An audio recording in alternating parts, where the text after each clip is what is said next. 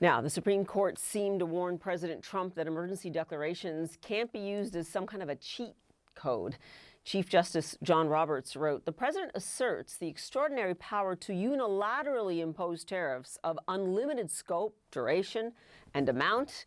In light of the breadth, history, and constitutional context of that asserted authority, he must identify clear congressional authorization to exercise it." I want to stress congressional. Mark Wu is a law professor at Harvard University. He served as a senior advisor to the U.S. Trade Representative under President Biden. Really grateful to have you here. And I do want to start with the basis of this ruling on legal grounds. What does the ruling say about how the president can and can't use tariffs?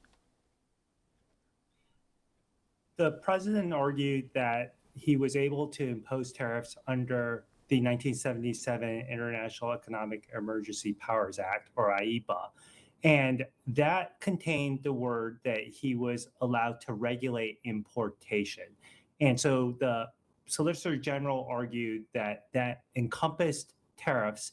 The Chief Justice's decision today makes clear that when there is a major question of this sort, what the Chief Justice refers to as a major question doctrine, there needs to be clear authorization. So that language, regulate importation, is not clear enough to encompass the scope of tariffs. And therefore, he can't use IEPA as the statutory authority.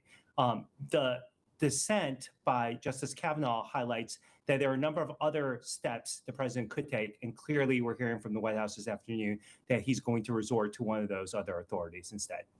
Yeah, I'm not sure why Justice Kavanaugh decided he had to outline this in his dissent, but I do want to get to that dissent because it is interesting. He warned of chaos with a potential refund, and I want to ask you about that as well. But he also said that this could generate uncertainty regarding trade agreements already signed. I mean, I'm no lawyer and certainly not a Chief Justice, but I found this quite peculiar. What did you think of what the justices put in that dissent? So I think it's important to go through a little bit of the background here, right? After the president announced these sweeping reciprocal tariffs on Liberation Day, a number of countries sent their trade negotiators to Washington over the last couple of months to negotiate agreements to lower these rates.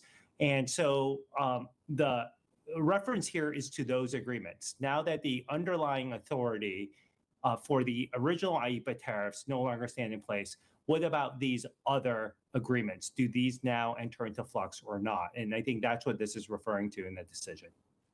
But should that matter on the basis of what was presented in front of the Supreme Court? I mean, I'm trying to see this as this was executive authority of which this Supreme Court has granted President Trump and other presidents to come much executive authority, and it's pulling it back, is it not, and saying, no, you have to go to Congress for some of this. Yeah, there's a number of different ways we can think about how we should interpret statutes like IEPA. One of these is exactly as you suggest, right? We look at it on the face of the text of the statute, and we look at what was the original intent here. And on that ground, right, sort of what's the pragmatic element of it would not matter. There are others, however, who are much more sort of pragmatists. And so it really turns on the question of which way do you want to look at it. But regardless of whether you think these real life consequences matter or not, what we had today was a majority, 6 justices, looking and finding a rationale for why that language didn't give this type of authority. They didn't necessarily all agree on the rationale, but they all clearly came down to decide that this language was not clear enough.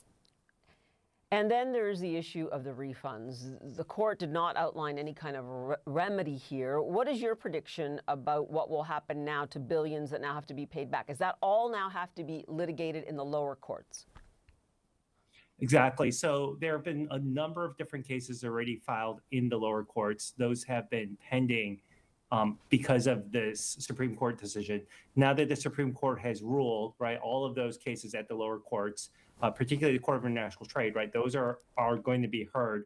And it will be through the lower courts that we'll figure out, is there a mechanism available? And if so, does that mechanism run through customs or does it run through some other mechanism that the Treasury wishes to set up?